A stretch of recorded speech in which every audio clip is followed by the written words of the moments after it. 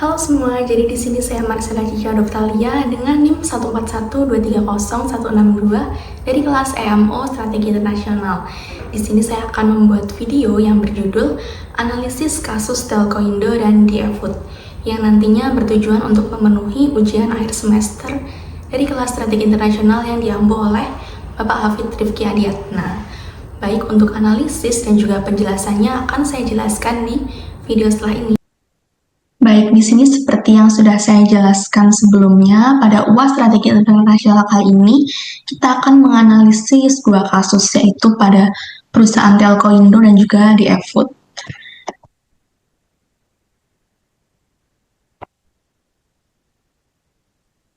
Nah, untuk kasus yang pertama ini adalah perusahaan Telkoindo versus dengan perusahaan Hypertalk. Jadi pertama-tama itu kita perlu mengetahui dulu nih, apa sih perusahaan Telkoindo itu? Nah, jadi Telkoindo ini adalah perusahaan pionir industri telekomunikasi di Indonesia. Tetapi dengan kehadiran Hypertalk ini tentunya membuat Telkoindo ini merasa ada tantangan. Jadi kehadiran Hypertalk ini yaitu startup dari Korea dengan strategi harga yang agresif dan fitur digital lifestyle-nya itu merupakan tantangan tersendiri dan juga bisa mengancam perusahaan Telkoindo. Dan di sini ada data pentingnya, yaitu pada ARPU Telkoindo itu sebesar 35.000 dan ARPU Hypertalk sendiri itu sebesar 18.000 dengan tambahan 9.000 rupiah dari investor.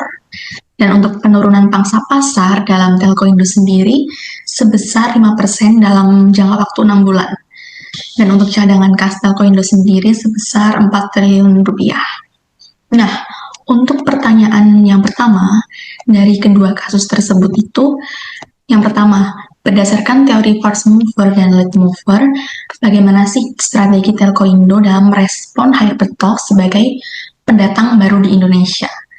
Dan untuk yang kedua itu, kita harus memformulasikan minimal 2 skenario reaksi kompetitif yang bisa dilakukan oleh perusahaan Telkoindo untuk dia bisa tetap mendominasi pasar dan mendapat pertumbuhan di tengah gemburan dari perusahaan Hypertalk sendiri. Nah, untuk pertanyaan yang pertama, terkait dengan first mover dan late mover. Dalam kasus ini itu first movernya adalah perusahaan dari Telkoindo dan late movernya dari Hypertalk. Tapi sebelum kita masuk nih untuk membahas pertanyaannya, kita perlu tahu dulu apa sih first mover dan late mover itu. Nah, jadi di sini saya memberikan ilustrasi berupa gambar dari first mover dan late mover. Untuk first mover sendiri ini tuh bisa diartikan sebagai pelopor pasar atau perusahaan yang dia ini pertama kali memasuki pasar dengan produk atau inovasi baru sebelum pesaing lainnya. Jadi dia orang yang atau perusahaan yang pertama kali atau menjadi pelopor pasar tersebut. Tetapi beda nih dengan late mover. Late mover ini bisa diartikan sebagai pengikut pasar. Jadi dia adalah sebuah perusahaan yang memasuki pasar setelah pelopor, dan dia ini biasanya setelah melihat keberhasilan atau kegagalan first mover sendiri. Jadi mungkin late mover ini bisa diartikan kayak dia nih memantau dulu nih si first mover ini berhasil atau justru gagal.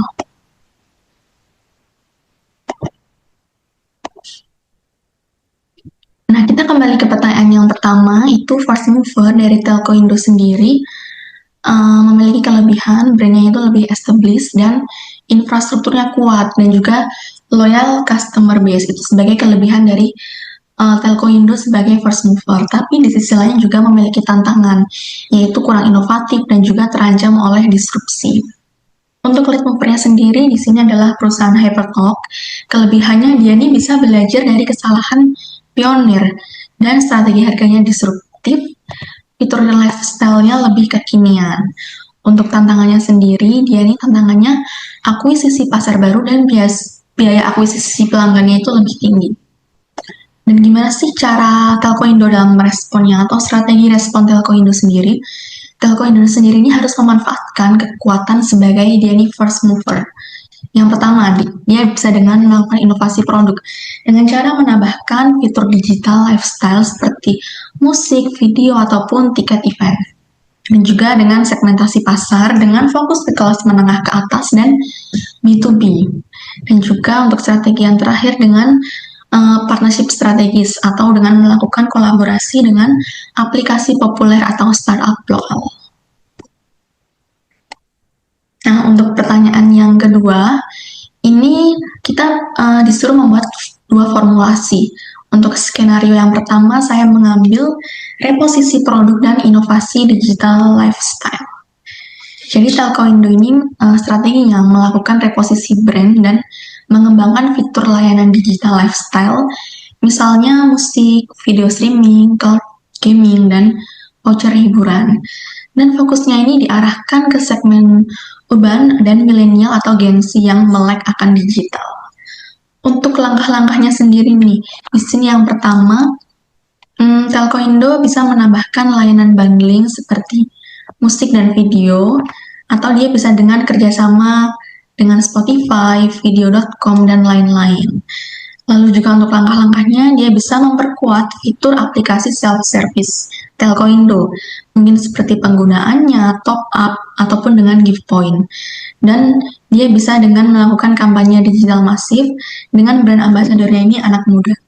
Untuk peluangnya sendiri, dia bisa menjaga daya saing non-harga dengan diferensiasi nilai dan bisa mendorong average revenue per user atau ARPU naik lewat fitur premium.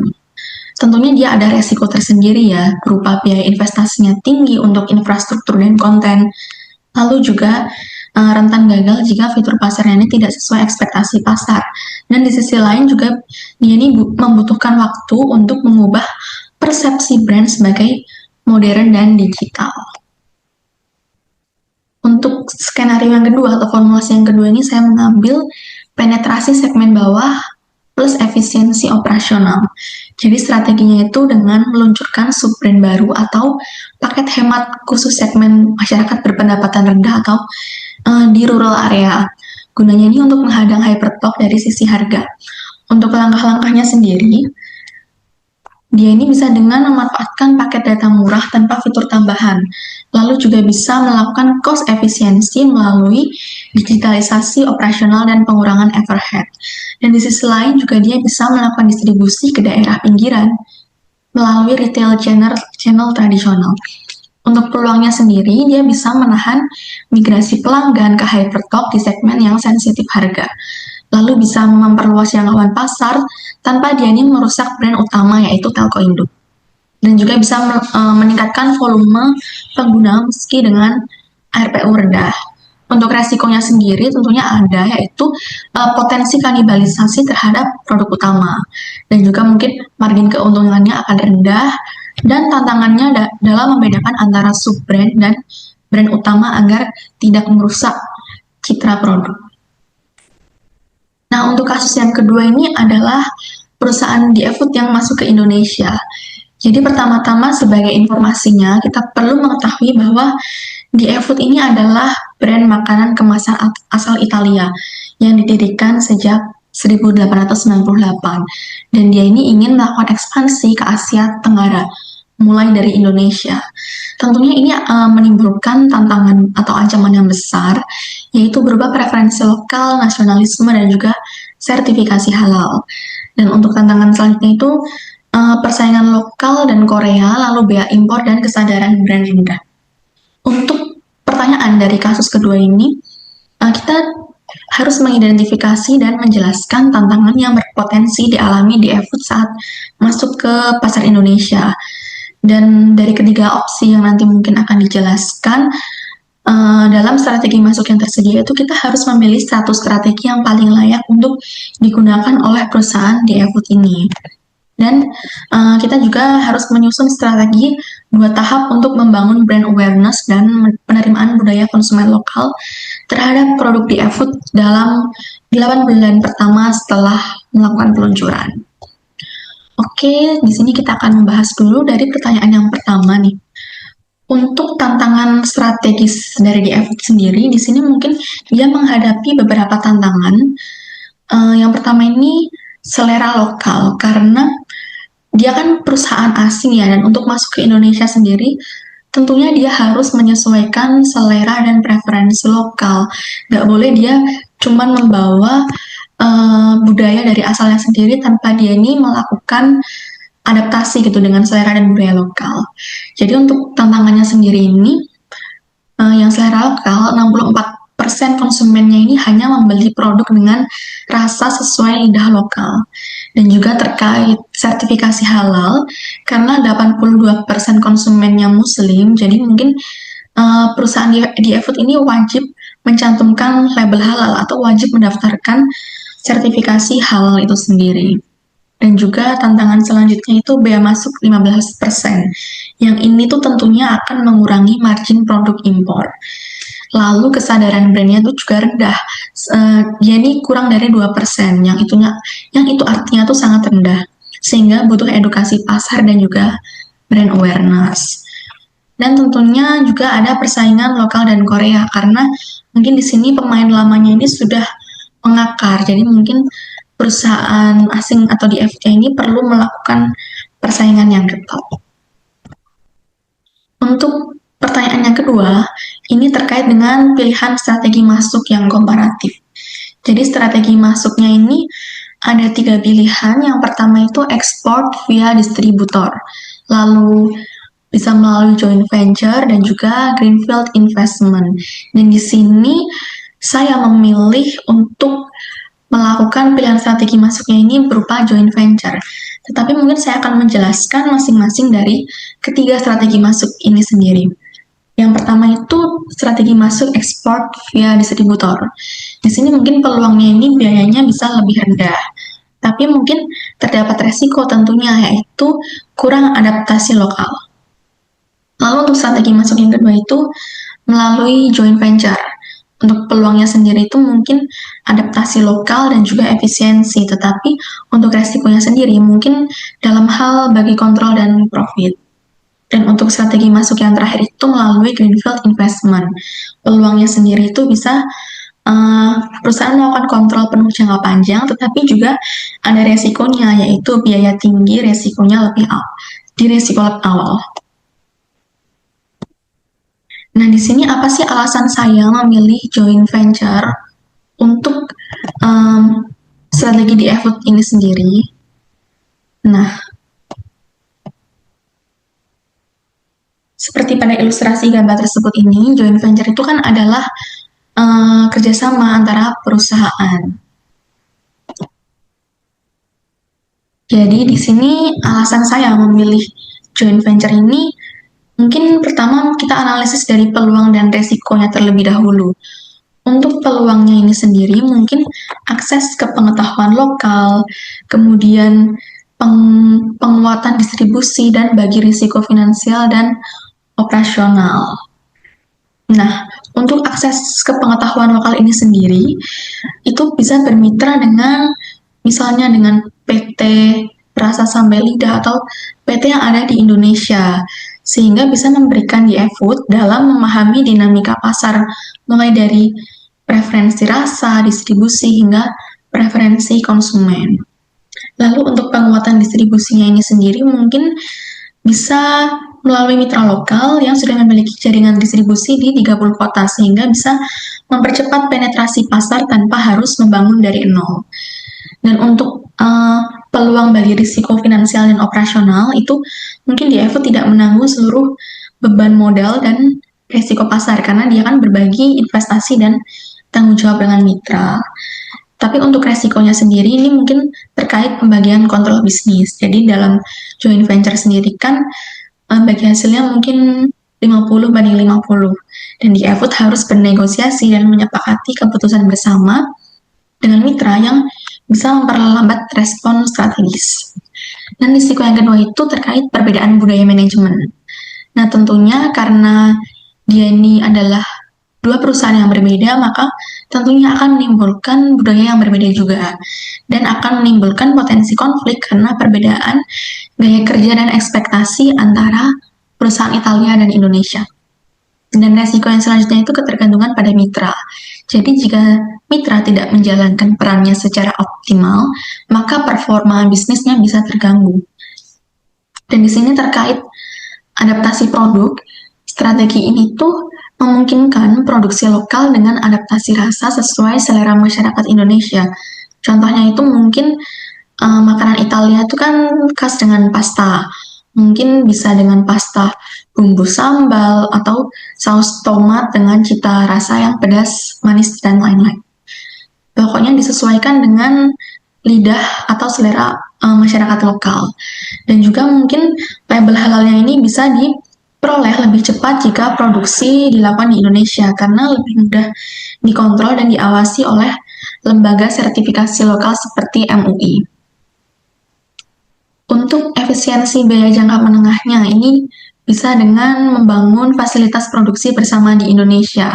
Dan di e-food ini bisa menghindari biaya masuk 15% untuk produk jadi, lalu bisa menurunkan biaya logistik dan internasional, lalu bisa mengurangi lead time distribusi, atau dari pabrik langsung ke pasar lokal.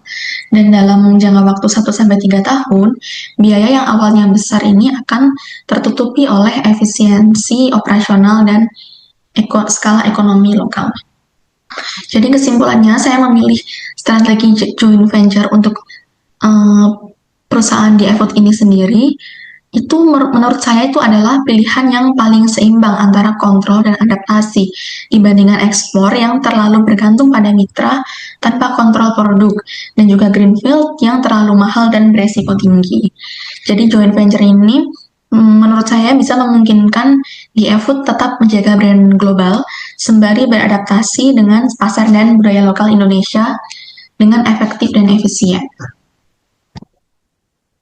Nah, untuk pertanyaan yang ketiga ini, di strategi 2 tahap dalam jangka waktu 18 bulan atau disebut dengan globalization. Untuk tahap pertamanya ini dalam waktu 0-9 bulan mungkin dengan melakukan awareness dan cultural fit. Tujuannya ini apa sih? Untuk membangun kesadaran merek atau brand awareness.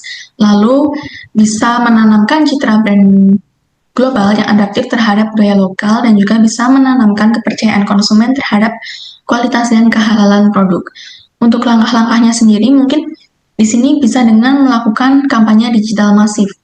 Mungkin bisa menggunakan influencer kuliner Indonesia di Instagram, lalu TikTok dan YouTube. Lalu juga bisa dengan melakukan co-branding dengan chef dan restoran lokal, lalu edukasi halal dan kesehatan. Mungkin kita bisa menampilkan label halal MUI secara mencolok di kemasan dan iklan. Lalu bisa dengan trial produk dan promo launch. Mungkin ini bisa dengan membagikan sampel gratis di supermarket premium dan juga food festival.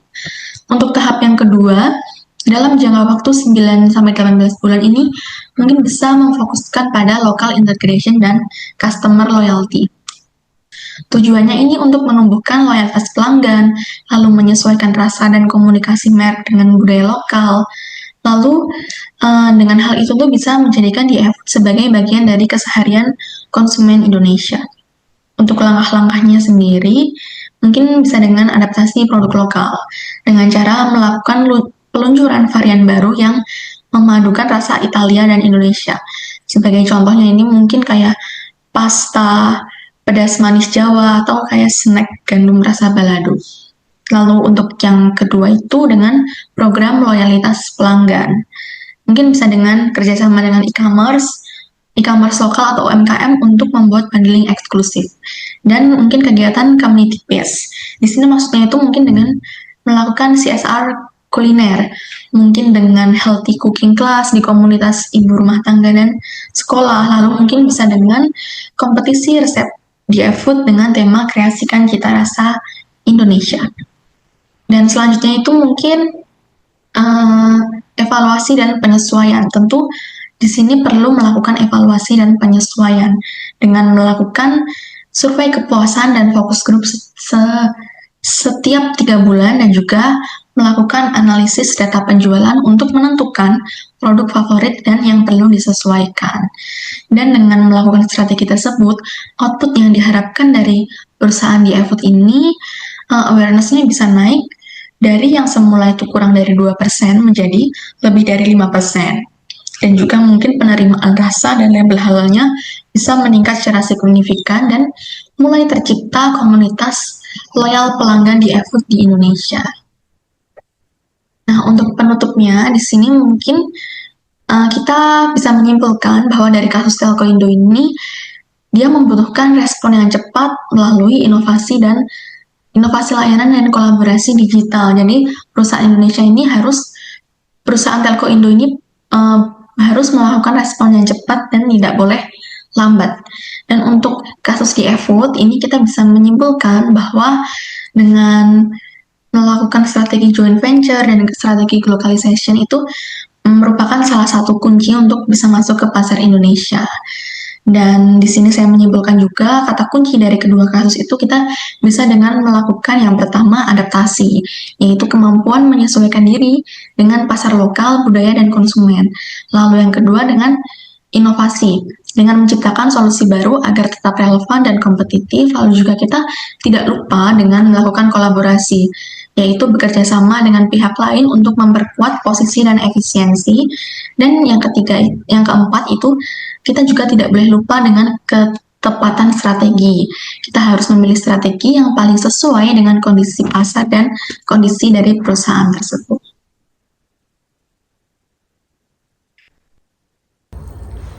Baik, sekian penjelasan dan juga presentasi saya terkait dengan analisis kasus Telkoindo dan DF Food yang nantinya akan menjadi UAS strategi internasional.